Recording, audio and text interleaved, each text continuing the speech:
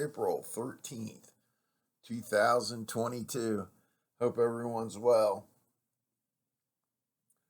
So, I've been thinking a lot lately about mysticism in life, those things we can't really see on demand that just show up, the miracles of life. St. Thomas Aquinas, around 1200 AD, said that in witnessing miracles that we see on earth, that we truly see the face of God. My father died 6 years ago on April 11th. So it's been 6 years this year. And Dad's relationship with God was remarkable. He helped everyone, my father. If you ask anyone who knew him, he helped everyone. I think a lot of humans live this way.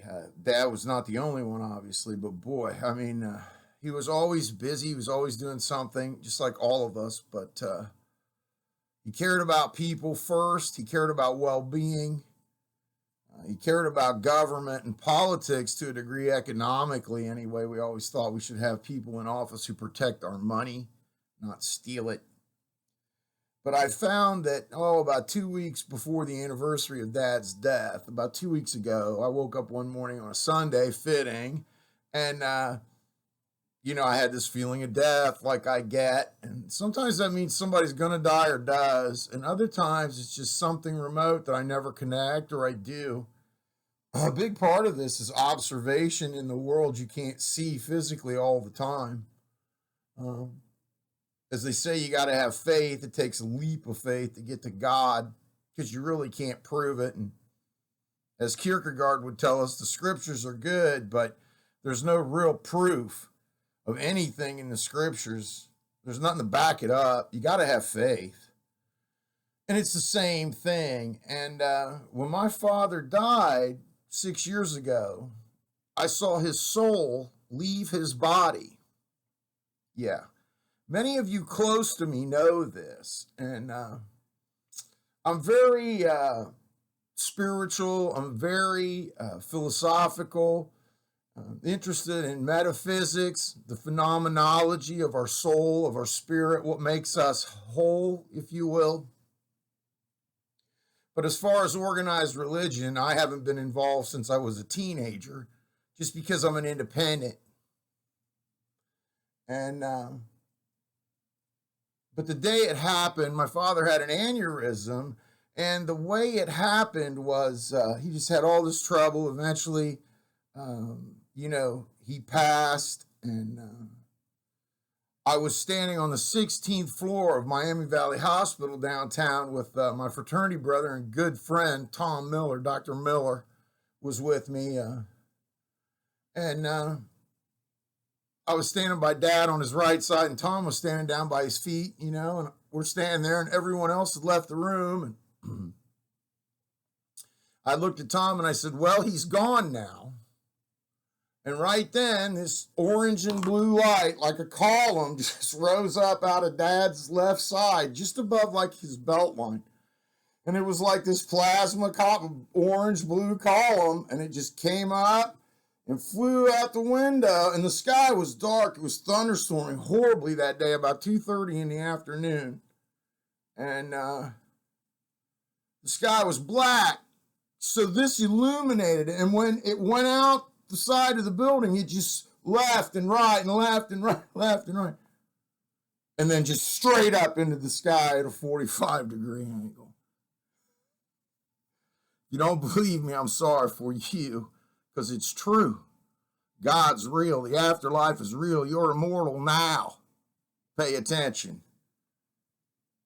And I looked over at Miller. I'm thinking, this is surreal. This is for me. Thanks God. Dad was a believer. I know he's with you. And I'm thinking all this dramatic stuff. And I look over at Miller and I say, did you just see what I saw? And he said, you mean the orange and blue light that came out of your dad and flew out the window at 1,000,000 miles an hour like a movie and then straight up in the sky like no object could? I quote and I unquote. Wow. Thanks, God. Now, can I make this happen? No. Do you notice when it happens? I hope you see it someday, but it's nothing like in the movies or in the books. It's real. That's why people do crazy things sometimes, because your soul wants to leave your body since the day you're born in one way or another. I think bungee jumping and, skydiving might have something to do with that. So the fact is, here I am, a philosopher in the secular world. Obviously, I believe in God, Christ, and the Holy Spirit, the warrior with the sword of fire. And I was so upset by my father's death, it took me 5.5 months to remember that I saw a soul leave his body. Finally, it hit me one day, and I called Tom Miller. I said, Miller, you remember that day when Dad died? And he's like, I wondered how long it would take you. It's been about 5.5 months, because I was taking care of Mom and doing all the stuff you got to do. So it took me 5.5 months to remember it. Wow, I'll never forget it. I'll spend the rest of my life telling people, I loved you, Dad. I miss you. And I know you always loved philosophy. The point is, St. Thomas Aquinas says it best, just like I started. Through witnessing to these miracles that we see the face of God. These cases, so many times I've seen freak survival from tornadoes. Could it be science only? Sure. I saw a woman in Texas carried 5 miles and dropped. And when she landed, there was like an engine block and a cow and all this stuff that could have killed her. She only broke her arm. I saw a baby in Michigan carried across town and dropped in a farmer's field, left unharmed. Are these accidents of science? Sure. But most likely it's the hand of God. And I can tell you after what I saw, it's the hand of God. I'm inviting you to tell me the miracles you've seen on this post.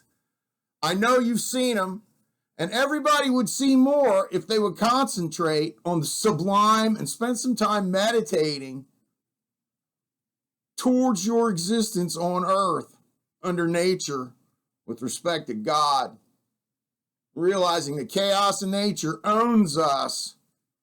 Every day is another day. And that your soul is immortal right now. I hope you have a good day. Peace out. Take care.